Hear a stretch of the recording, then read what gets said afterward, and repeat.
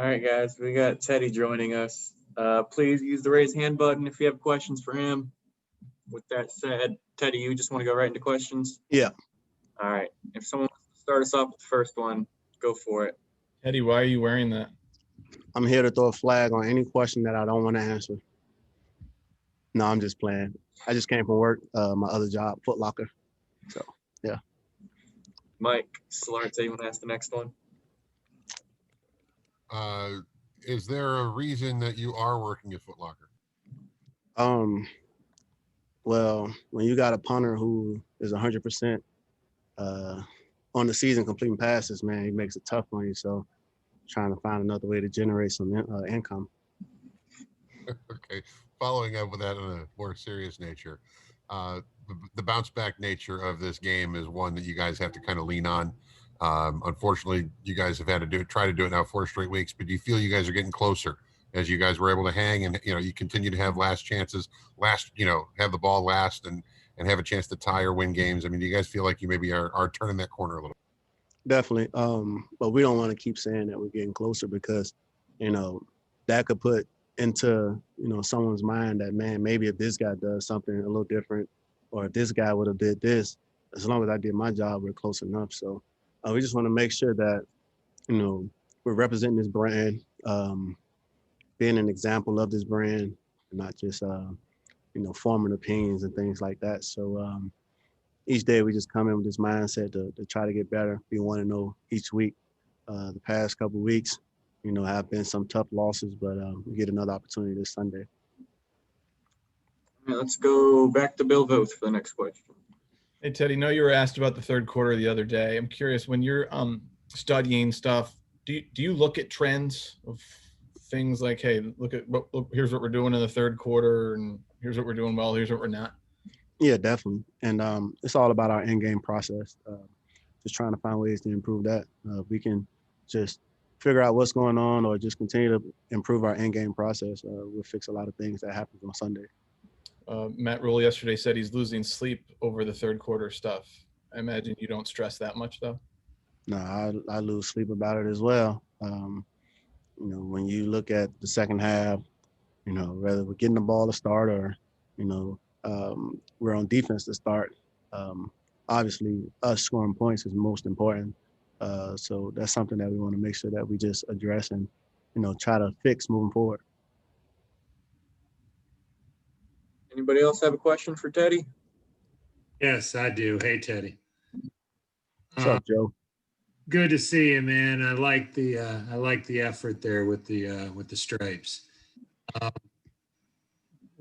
Matt Rule, Joe Brady is a guy who's showing up on a lot of already like becoming head coaching candidate type lists. You've been in 2 different places now.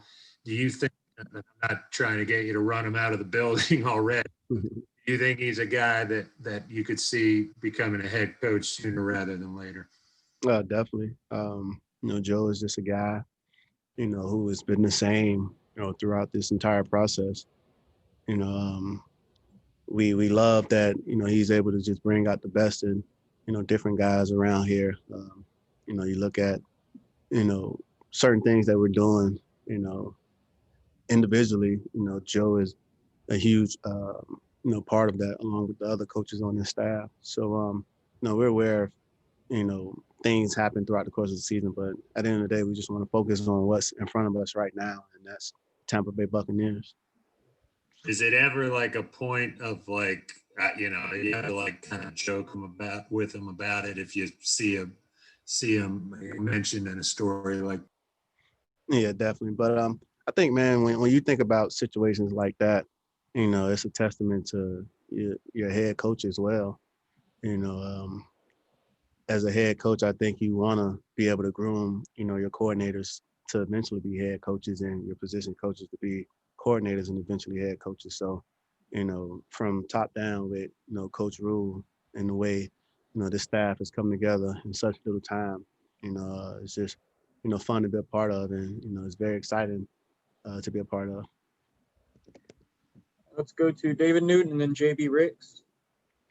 Hey, Teddy, regarding your shirt, I know you were kind of having fun with that, but we don't get to see your personality a lot because we're not in the locker room around that. I know Matt Rule was also talking about how penalties have been costing the team. Is anything to do with your shirt about, that, or trying to emphasize that, or just have fun with that, or what's the real deal? I'm gonna throw a flag on you on that play. But no, when you look at the games, man, especially not trying to go back to Sunday, but when you do play great teams in this league and you have 12 penalties or, multiple penalties, that can show up to be the reason or part of the reason that you lose the game. The shirt had nothing to do with it, but, we understand that that's a part of beating ourselves, penalties, negative plays. If we could just eliminate those, win the toxic battles and field position situations and things like that, I think we got a pretty good team. Nice whistle you made there. I wanted to also ask you about Curtis Samuel. Chemistry your guys are developing. Is there anything y'all done away from the field to kind of make that stronger or anything? And how would you describe it right now? Honestly, man, guys are just playing football.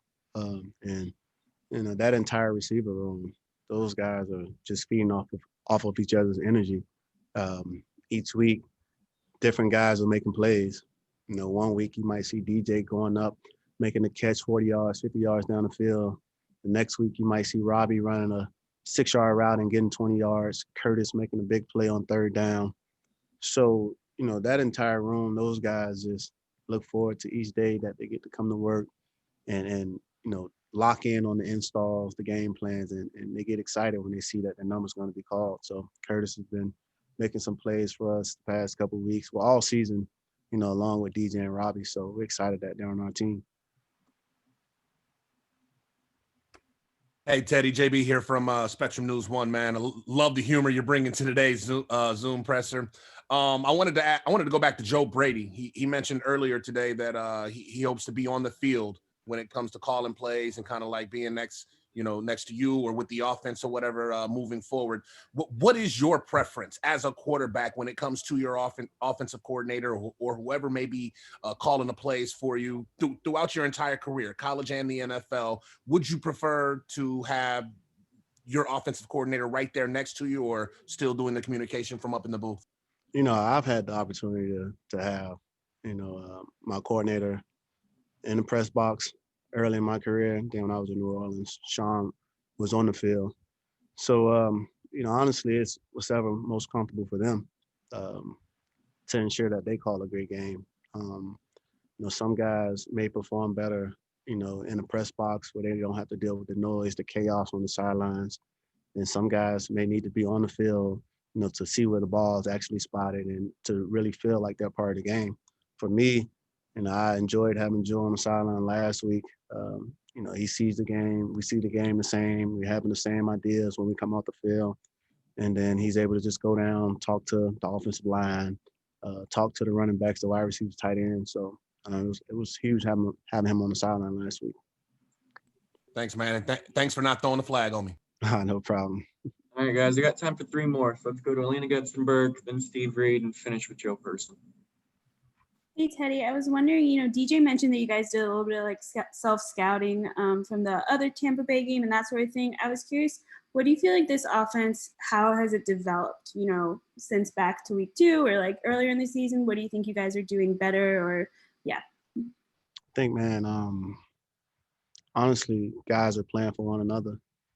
You look at that first Tampa game, especially in the first half, a guy gets tackled. He's getting up off the ground by himself. And then you look at that second half of that game, you started seeing guys picking each other up. And then as the weeks, started rolling, guys started just being there for each other. Guy makes a play, one of the guys are down there to high-five him. We get in the end zone, you see Timo spiking the ball. And everyone has just made it about the team. They've been able to put the individual success and the individual mindset aside and just understand that, man, in order to have individual success, it has to come together as a team. And, guys understand that. And then I also want to say happy belated birthday. Did you get to do anything for your birthday or COVID kind of make it? Thank you. I was able to go to Olive Garden. I had a salad and some bread. It was pretty good.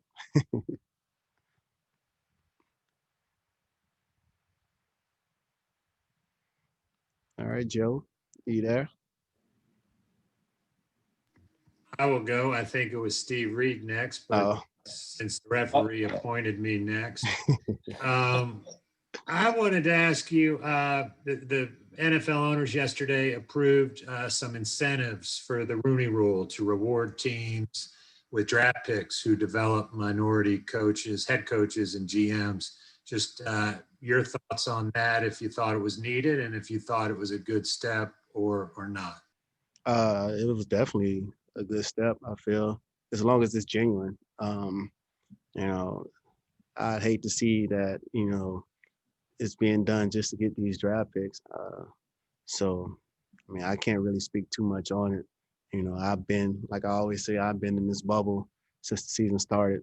But it is great to see that, more minority coaches and, things like that are falling in place for them to be able to be promoted. And, you reward coaching staff. Like I said, it speaks volumes of head coaches when you see coordinators go get head coaching jobs, different places. So it's pretty exciting to see. Sorry, Teddy, I missed my spot there, but Joe picked up nicely. Hey, Teddy, Tom Brady had a very un-Tom Brady-like game last week. Wonder as a quarterback, if you can kind of speak to maybe what's kind of going through his mind this week in terms of how to make changes. And does it concern you that you guys are going to face Brady after a week in which he, really sort of struggled? Yeah, I definitely got to throw a flag on that play. That's something you got to ask Tom Brady. For me, it's just all about us and what we can do here to put ourselves in position to win the football game. We can't make it about our opponents each week. It has to be about us and not beating ourselves. So that's my best way to answer that question. Hey Teddy, can I ask a quick one? Happy belated birthday, by the way. Thank you. I was wondering what you got at Olive Garden. I know you can't get your grits and syrup, which you should throw a flag on that play. What did you get there? Yeah, I had some bread and a salad. I took a little cranberry juice from the facility. So that was about it. I don't like spending my money. So some bread and salad was good for me. All right, Throwing a guys. flag on Olive Garden. All right, we gotta let Teddy go. Teddy, we appreciate it. No problem. Thank you, guys.